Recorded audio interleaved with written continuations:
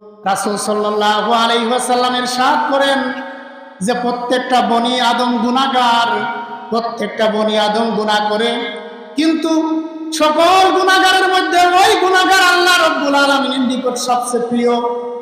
বলে যে কুল্লু বানি আদম খাত্তাউন খায়রুল খাত্তাইন আত-তাওয়াবুন। বলে যে সমস্ত গুনাহগারের মধ্যে ওই গুনাহগার প্রিয় যে গুনাহ করে আবার আল্লাহ রাব্বুল আলামিনের কাছে তাওবা করে। সুবহানাল্লাহ। আর আসতে বলেন। তাহলে গুনাহগারের ভিতরে প্রিয়, গুনাহ করে আবার গুনাহ করে ফেলছে, সে লজ্জিত হয়েছে, ইস আমি বড় অন্যায় করে ফেলছি, আমি বড় পাপ করে ফেলছি, আমি ভুল করছি, আমি জীবনে এইরকম ভুল আর করব না। রাতের বেলায় গভীর রজনীতে আল্লাহ রাব্বুল আলামিনের সামনে দাঁড়িয়ে দু চোখের পানি ছেড়ে দেয় আর রোনাজারি করতে থাকে, মাবুদ গো, জীবনে অনেক বড় অন্যায় করে ফেলেছি, অনেক বড় পাপ আমি করে ফেলেছি, ইয়া রাব্বুল আলামিন মেহেরবানি করে আপনি আমার জিন্দেগীর সমস্ত গুনাহকে মাফ করে দেন। এরকম গুনাহগার যখন গুনাহ করে, গুনাহগার গুনাহ করার পরে যখন অনুতপ্ত হয়, লজ্জিত হয়, অনুতপ্ত হওয়ার পরে লজ্জিত হওয়ার পরে যখন ওই গুনাহগার আল্লাহ রাব্বুল আলামিনের কাছে তাওবা করে, ওই ব্যক্তি আল্লাহ রাব্বুল আলামিনের কাছে সবচেয়ে প্রিয় হয়ে যায়। প্যারা নবী, কিতনা প্যারা নবী। হাদিসের ভাষ্য অনুযায়ী এটাকে জান্নাতের বাগান বলা হয়। কি বলা হয় বলেন? জান্নাতের বাগান। আপনারা জান্নাতের বাগানে আসতে পেরে খুশি না বেজার? সবাই সবাই খুশি? তাহলে আমরা দিল থেকে জোরে সোরে শুকরিয়া আদায় করি, সবাই বলি আলহামদুলিল্লাহ। এই যে আলহামদুলিল্লাহ বললেন, এর লাভটা কি জানেন সবাই? কোন ব্যক্তি যদি একবার, যদি ইমানের সাথে যদি একবার বলে আলহামদুলিল্লাহ, আল্লাহ রাব্বুল আলামিন তার আমল নামায় কমপক্ষে 70টা নেকি লেখেন। সুবহানাল্লাহ। মিসকাত শরীফের হাদিসের ভিতর আসছে যে কোন ব্যক্তি যদি একবার বলে সুবহানাল্লাহ, একবার যদি বলে আলহামদুলিল্লাহ, এটা বলার কারণে আল্লাহ রাব্বুল আলামিন ওই বান্দার জন্য জান্নাতের ভিতর এমন একটি বৃক্ষ তৈরি করেন। বলা হয়েছে যে তার বৃক্ষটা এত বড় যে যদি কোনো দ্রুতগামী ঘোড়া 500 বছর দৌড়াতো তবুও ওই বৃক্ষের ছায়া দৌড়ায় শেষ করতে পারত না। সুবহানাল্লাহ। তাহলে বৃক্ষ যদি আপনি সুবহানাল্লাহ আলহামদুলিল্লাহ বলার কারণে যদি বৃক্ষ তৈরি হয়, তাহলে ওই জান্নাতে তো ইনশাআল্লাহ আপনিই যাবেন, ঠিক কিনা? এজন্য আমরা সবাই খুশি, ঠিক কিনা? আমি পবিত্র কুরআনুল কারীমে সূরাতুল ফুরকানের 70 নম্বর আয়াতে কারিমা পাঠ করছি। আল্লাহ রাব্বুল আলামিন ইরশাদ করেন, বিসমিল্লাহির রহমানির রহিম, ইল্লা মান তাবা ওয়া আমানা ওয়া আমিলা আমালান সালিহা ফাউলাইকা ইউবাদদিলুল্লাহু সাইয়্যাতিহিম হাসানাত ওয়া কানাল্লাহু গফুরুর রহিমা। বলেন সুবহানাল্লাহ। আল্লাহ রাব্বুল আলামিন ইরশাদ করেন, যে ব্যক্তি তাওবা করবে, ঈমান আনবে এবং নেক আমল করবে, আল্লাহ রাব্বুল আলামিন তার সমস্ত গুনাহকে নেকি দ্বারা পরিবর্তন করে দিবেন। সুবহানাল্লাহ। অর্থাৎ আপনার গুনাহ হয়ে গেছে কোটি কোটি, পাহাড় সমতুল্য, সমুদ্রের পানির সমতুল্য, নিরাশ হওয়ার কোনো সুযোগ নাই। এই সুযোগ নাই যে এত গুনাহ হয়েছে, এই গুনাহ মনে হয় আল্লাহ তাআলা মাফ করবেন না, এরকম নিরাশ হওয়ার কোনো সুযোগ নাই। গুনাহ হোক কোটি কোটি, কিন্তু যদি আপনি ব্যাক করেন, গুনাহ থেকে যদি আপনি ব্যাক করেন, তাওবা করেন, ঈমান আনেন, নেক আমল করেন, আল্লাহ রাব্বুল আলামিন কুরআনুল কারীমের মধ্যে ঘোষণা দিচ্ছেন যে ফাউলাইকা ইউবাদদিলুল্লাহু সাইয়্যাতিহিম হাসানাত, আল্লাহ রব্বুল আলামিন তার সমস্ত গুনাহকে আল্লাহ রব্বুল আলামিন নেক দিয়ে বদলাই দিবেন। সুবহানাল্লাহ। তাহলে তাওবাটাও তো সেরকম হতে হবে, ঠিক কিনা? শুধু আস্তাগফিরুল্লাহ বললেই কি আল্লাহ রব্বুল আলামিন মাফ করেন? এরকম আস্তাগফিরুল্লাহ অনেকেই বলে, কিন্তু এইরকম আস্তাগফিরুল্লাহ সে যতদিন জীবিত থাকে ততদিনও যদি বলে, তবে তার এই আস্তাগফিরুল্লাহ দ্বারা জীবনে তার গুনাহ মাফ হবে না। দেখেন, তাওবা শব্দের আবিধানিক অর্থ হচ্ছে আর-রুজআতু ওয়ান-নাদামাতু। আর-রুজআতু ফিরে আসা, অর্থাৎ আমি ইতিপূর্বে গুনাহ করতাম, এখন আর করব না, আমি ফিরে আসলাম। আমি কি করলাম? ফিরে আসলাম। আর-রুজআতু ফিরে আসলাম, ওয়ান-নাদামাতু অর্থাৎ আমি এই অন্যায় করছি, পাপ করছি না বুঝে, আমি অনুতপ্ত। এই যে আল্লাহ তাআলার নাফরমানি আমি করে ফেলছি, এই নাফরমানি করার কারণে আমি অনুতপ্ত, আমি দুঃখিত। এই জন্য তাওবার আর একটা অর্থ হচ্ছে ওয়ান নাদামাতু, অনুতপ্ত হওয়া। কি হওয়া বলেন? অনুতপ্ত হওয়া। সুতরাং তাওবা কি আস্তাগফিরুল্লাহ বললেই হয়? গুনাহ সকালে করলাম, বিকালে বললাম আস্তাগফিরুল্লাহ, এখন গুনাহ করলাম আবার বললাম আস্তাগফিরুল্লাহ, এইরকম তাওবা যদি সে কিয়ামত পর্যন্ত করে, তার গুনাহ কি মাফ হবে? আর এই তাওবার দ্বারা কি আল্লাহ তাআলা তার গুনাহকে নেকি দ্বারা পরিবর্তন করবেন? কোনোদিনও করবেন না। সুতরাং গুনাহ হয়ে যাবে, গুনাহ হয়ে যাবে, বনি আদম গুনাহ হয়ে যাবে, কিন্তু গুনাহ করার পরে যে গুনাহ থেকে তাওবা করে, এই ব্যক্তি হলো আল্লাহর কাছে সবচেয়ে প্রিয়। সুবহানাল্লাহ। তিরমিজি শরীফের হাদিস, হযরত আনাস রাদিয়াল্লাহু তাআলা আনহু হাদিসটা বর্ণনা করতেছেন।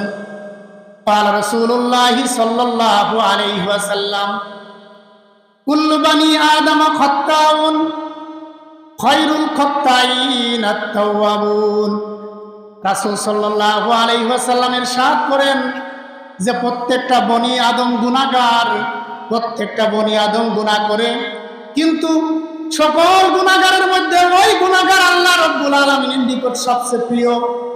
বলে যে কুল্লু বানি আদম খাত্তাউন খায়রুল খাত্তাইন আত-তাওয়াবুন। বলে যে সমস্ত গুনাহগারের মধ্যে ওই গুনাহগার প্রিয় যে গুনাহ করে আবার আল্লাহ রাব্বুল আলামিনের কাছে তাওবা করে। সুবহানাল্লাহ। আর আস্তে বলেন।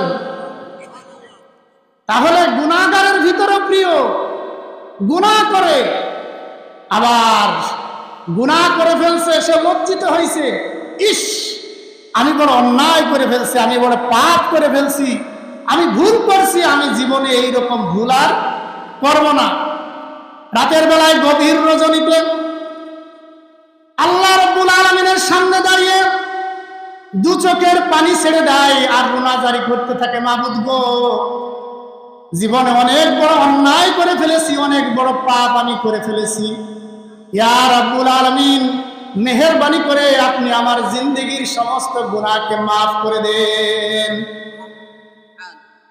এরকম গুনাহগার যখন গুনাহ করে, গুনাহগার গুনাহ করার পরে যখন অনুতপ্ত হয়, লজ্জিত হয়, অনুতপ্ত হওয়ার পরে, লজ্জিত হওয়ার পরে যখন ওই গুনাহগার আল্লাহ রাব্বুল আলামিনের কাছে তাওবা করে, ওই ব্যক্তি আল্লাহ রাব্বুল আলামিনের কাছে সবচেয়ে প্রিয় হয়ে যায়।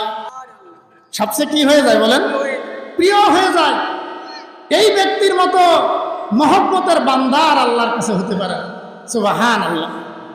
এই জন্য আল্লাহ রাব্বুল আলামিন এই শ্রেণীর তাওবাকারীদের সম্পর্কে আল্লাহ রাব্বুল আলামিন বলেন, ইল্লা মান তাবা ওয়া আমানা ওয়া আমিলা আমালান সালিহা ফাউলাইকা ইউবাদদিলুল্লাহু সাইয়্যাতিহিম হাসানাত। তোমরা যারা গুনাহ করে ফেলেছো, গুনাহ করার পরে ইল্লা মান তাবা, যারা তাওবা করবা, ওয়া আমানা এবং ঈমান আনবা, ওয়া আমিলা সালিহা ফাউলাইকা ইউবাদদিলুল্লাহু সাইয়্যাতিহিম হাসানাত। এবং গুনাহ করে ফেলছে, গুনাহ করার পরে তাওবা করছে, আল্লাহ রাব্বুল আলামিন বললেন, গুনাহ যদি তোমার সাগরের পানি সমতুল্য হয়, গুনাহ যদি তোমার কোটি কোটি হয়, বান্দা তোমার নিরাশ হওয়ার কোনো সুযোগ নাই। তোমার সমস্ত গুনাহকে আমি আল্লাহ রাব্বুল আলামিন ফাউলাইকা ইউবাদদিলুল্লাহু সাইয়্যাতিহিম হাসানাত, আমি তোমার সমস্ত গুনাহকে আমি আল্লাহ রাব্বুল আলামিন নেকি দ্বারা পরিবর্তন করে দিবেন। সুবহানাল্লাহ। নেকি দ্বারা কি করবেন? পরিবর্তন করে দিবেন। অর্থাৎ এত ইতিপূর্বে গুনাহ ছিল কোটি কোটি, এখন গুনাহ নিঃশেষ হয়ে গেছে, ওই আমলনামা এখন খালি, ওই আমলনামা এখন আল্লাহ রাব্বুল আলামিন নেকি দ্বারা পরিবর্তন করে দিবেন। সুবহানাল্লাহ। এখন তো মানুষ তাওবা করতে চায় না, ঠিক কিনা বলেন? এখন মানুষ ভুল করে, ভুল স্বীকার করতে জানে না। জানে না কি বলেন? যদি ভুল করে স্বীকার করতেই যদি মানুষ জানতো, তাহলে মানুষ এত বড় বড় অন্যায় করতে পারত না, ঠিক কিনা? কারণ এখন একজন মানুষ নিজেকে বড় পবিত্র মনে করে, অনেক বড় মনে করে, ঠিক কিনা? আমি অমুক নেতা, আমি সমাজের, আমি সবচেয়ে জমিদার মানুষ, আমি শিক্ষিত, আমার বংশীয় দিক থেকে আমি অনেক বড়, এরকম মনে করে সে নত স্বীকার করতে চায় না, ঠিক কিনা? অথচ দেখেন সাহাবা একরামগণের নমুনা দেখেন, সাহাবা একরাম দুনিয়া থেকেই জান্নাতের সুসংবাদ পাইছেন, আশারে মুবাশশারা 10 জন সাহাবী, ঠিক কিনা বলেন? তার মধ্যে একজন সাহাবীর নাম বলি, হযরত উমর রাদিয়াল্লাহু তাআলা আনহু। উনি উনার জিন্দেগিটা দেখেন, দুনিয়া থেকে জান্নাতের সুসংবাদ পাইছেন, পাওয়ার পরেও উনার হালাতটা কেমন ছিল, উনি নিজের কবর নিয়ে, পরকাল নিয়ে কতটা পেরেশান থাকতেন উনি। হযরত উমর রাদিয়াল্লাহু তাআলা আনহু শত্রু কর্তৃক ছুরিকা আঘাতে আহত হয়েছেন। কি হয়েছেন? ছুরি মারছেন, আহত করছেন। আহত করার পরে মুমূর্ষ অবস্থা, অন্তিম মুহূর্ত, যে কোনো মুহূর্তে প্রাণ বায়ু বের হয়ে যায় অবস্থা। হযরত উমর রাদিয়াল্লাহু তাআলা, হযরত আব্দুল্লাহ ইবনে আব্বাস রাদিয়াল্লাহু তাআলা বর্ণনা করতেছেন, হযরত উমর রাদিয়াল্লাহু তাআলা অঝোর থানায় কান্নাকাটি করতেছেন। সাহাবা একরামগণ সান্ত্বনা দিচ্ছেন, হে আমিরুল মুমিনিন, আপনি কাঁদবেন না। আপনি কি করবেন না? আপনি কাঁদবেন না, আপনি তো দুনিয়া থেকে জান্নাতের সুসংবাদ পাইছেন। আপনি রাসূল সাল্লাল্লাহু আলাইহি ওয়াসাল্লাম যখন ছিলেন বিপদগ্রস্ত, যখন তার পাশে কেউ ছিল না, আপনি সেই মুহূর্তে রাসূল সাল্লাল্লাহু আলাইহি ওয়াসাল্লামের পাশে থাকছেন, রাসূলের সাথে থেকে জিহাদে অংশগ্রহণ করছেন। আপনি হলেন সেই ব্যক্তি, সেই উমর। আপনার সিদ্ধান্তে আল্লাহ তাআলা সিদ্ধান্ত দিয়েছেন, আপনার সিদ্ধান্তে আল্লাহ তাআলা সম্মতি দিয়েছেন। আপনি হলেন সেই উমর। এইরকম সান্ত্বনা দিচ্ছেন হযরত উমর রাদিয়াল্লাহু তাআলা আনহু।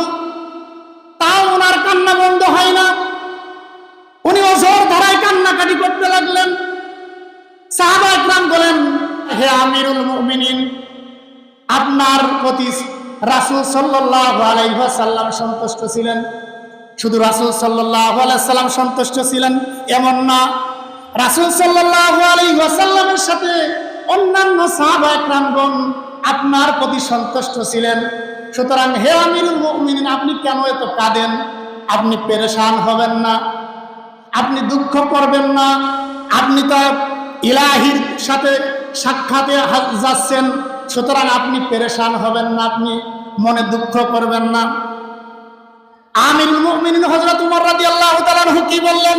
হে প্রবঞ্চিতরা, তোমরা আমাকে প্রবঞ্চনা দেওয়ার জন্য এসো না। এই মুহূর্তে সারা দুনিয়ার সমস্ত সম্পত্তি যদি আমি উমরের কাছে থাকতো, তাহলে কবরের আযাব থেকে বাঁচার জন্য আমি সমস্ত সম্পত্তি আল্লাহ তাআলার রাস্তায় দান করে দিতাম। সুবহানাল্লাহ।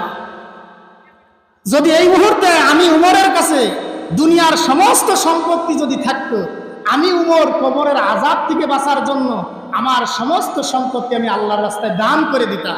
এটা ছিল উমর রাদিয়াল্লাহু তাআলা আনহুর হালাত। আর আমাদের হালাতটা কি? আমাদের চোখে পানি আসে না, আমাদের মুখের দিকে তাকালে মনে হয় যে আমরা কত নেকি কামাই করে ফেলছি। আমাদের মতো এত ভালো মানুষ আর নেই, ঠিক কিনা বলেন? এটা তো ইবলিসের খাসলাত, ঠিক কিনা? ইবলিস তো নিজেকে বড় মনে করেছিল, নিজেকে সবচেয়ে উত্তম বলেছিল, ঠিক কিনা? এই জন্য আমি যে হাদিসটা পড়লাম, গুনাহগারের মধ্যে ওই গুনাহগার আল্লাহ তাআলার নিকট প্রিয় যে গুনাহ করে আবার আল্লাহর কাছে কি করে, তাওবা করে।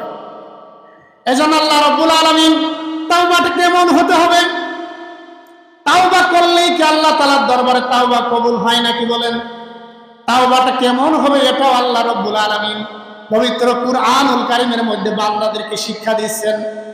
ইয়া আইয়ুহাল্লাযীনা আমানু তুবু ইলাল্লাহি তাওবাতান নাসুহা, বলে যে তোমার তাওবাটা কেমন হতে হবে, ঈমানদারদেরকে উদ্দেশ্য করে বলতেছেন, হে ঈমানদারগণেরা, তুবু ইলাল্লাহি তাওবাতান নাসুহা, হে ঈমানদারগণেরা, তোমরা আমি আল্লাহর কাছে একনিষ্ঠভাবে তাওবা করবে। কিভাবে বলেন? একনিষ্ঠভাবে, খালেস নিয়তে তাওবা করবে। এই নিয়তের ভিতরে কোনো কি থাকবে না, কোনো গড়িমিশি থাকবে না। দেখেন এখন যুবক ভাইয়েরা, এই যুব সমাজ এমন একটা ধ্বংসের দ্বার প্রান্তে পৌঁছে যাচ্ছে, এটা আমরা সকলেই কম বেশি জানি, ঠিক কিনা বলেন? দেখেন যুবকদেরকে ধ্বংস করার জন্য পশ্চিমারা সূক্ষ্ম কায়দায় যুবকদের হাতের ভিতরে অ্যান্ড্রয়েড ফোন দিয়ে দিয়েছে, ঠিক কিনা বলেন? দেশে কিনা? এক সময় আমরা দেখেছি, এক সময় বাড়িতে বাড়িতে এক একটা মহল্লায় একটা করে টেলিভিশন ছিল। কি ছিল বলেন? টেলিভিশন ছিল। আমাদের এলাকার পাড়ায় দেখছি যে অনেক দূর পর্যন্ত ছিল না, একজনের বাড়ি একটা টেলিভিশন ছিল। এখন প্রত্যেকের বাড়ি বাড়ি টেলিভিশন। টেলিভিশন হওয়ার পরে মানুষের মনের স্বাদ মেটে নাই, এখন আবার প্রত্যেকের পকেটের ভিতর করে টেলিভিশন দিয়ে দিয়েছে, ঠিক কিনা বলেন? দেশে কি দেন নাই? এই যুবকদেরকে দেশে। আর যুবকরা নীরবে পাপ করে। কি করে বলেন? নীরবে গোপনে পাপ করে, যে পাপের খবর কেউ জানে না। এইভাবে পাপ করতে করতে করতে করতে যুবকেরা ধ্বংসের দ্বার প্রান্তে পৌঁছে যাচ্ছে, ঠিক কিনা বলেন? আমার কথা কি ভুল বলতেছি না সঠিক বলতেছি? এটা সঠিক কিনা বলেন? যুবকদের হালাত এমন হয়ে গেছে, প্রত্যেক যুবকের হাতের ভিতরে ইন্টারনেট। আর ইন্টারনেটের জগৎটা বড় ভয়াবহ জগৎ। টিপ দিলেই নারীর উলঙ্গ ভিডিও, উলঙ্গ ছবি প্রদর্শিত হয় কি হয় না? যুবক আজকের এই ওয়াজ শুনবে, শোনার পরে তাওবা করবে, তাওবা করার পরে বলবে, মনে মনে চিন্তা করবে, জীবনে আমি আর কোনোদিন এই খারাপ ভিডিও দেখব না। কিন্তু যখন রাতের বেলায় আবার যায়, যখন আবার এরকমের মোবাইল ফোনটা হাতে নিবে, নেটের দুনিয়ায় ঢুকে যাবে, তখন ওর অন্তরের ভিতরে নফসে আম্মারা আছে না নাই? টুকটুক করে খোঁচা দিবে। দিবে কি দিবে না? যে যুবক ঢোক, যুবক ঢোক, আস্তে আস্তে রঙিন দুনিয়ায় ঢুকে যায়। কি ঠিক কিনা বলেন? এইভাবে যুবকরা ধ্বংস হচ্ছে কি হচ্ছে না?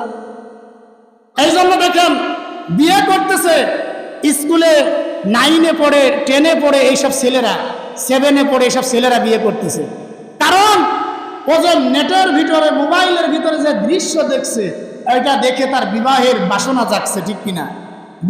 বিয়ে করতেছে, বিয়ে না করলে অনৈতিক সম্পর্ক তৈরি করতেছে, ঠিক কিনা? করার পরে 2 দিন পরে সে বিয়েও আর টেকে না, ওইটা আর ভালো লাগে না, আবার আর একটার বাদ দিয়ে আবার এরকমের চলতেছে। কি চলতেছে না বলেন? তার মানে কি? তাওবা করতেছে সকালে, রাতের বেলায় তাওবার কথা আর মনে থাকতেছে না। সুতরাং কি করতে হবে বলেন?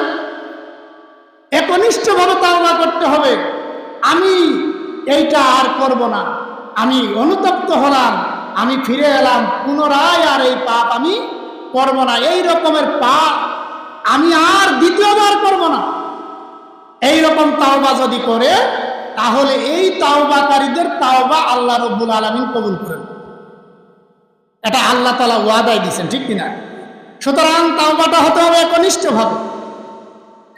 দেখেন রাসূল সাল্লাল্লাহু আলাইহি ওয়াসাল্লাম, আমরা তো দিনের ভিতরে একবারও তাওবা করি না। যারা 5 ওয়াক্ত নামাজ পড়ে, তারা নামাজের, ফরজ নামাজের সালাম ফিরানোর পরে তাওবা পড়ে, ঠিক কিনা? কিন্তু যারা নামাজ পড়ে না, এরা দিনের ভিতরে না, মাসের ভিতরে একবার তাওবা পড়ে কিনা সন্দেহ। কিন্তু আমাদের নবী করিম সাল্লাল্লাহু আলাইহি ওয়াসাল্লাম দৈনিক 100 বার তাওবা করছেন। কতবার? এটা আমার মুখের কথা না, হাদিসের ভিতরে আসছে।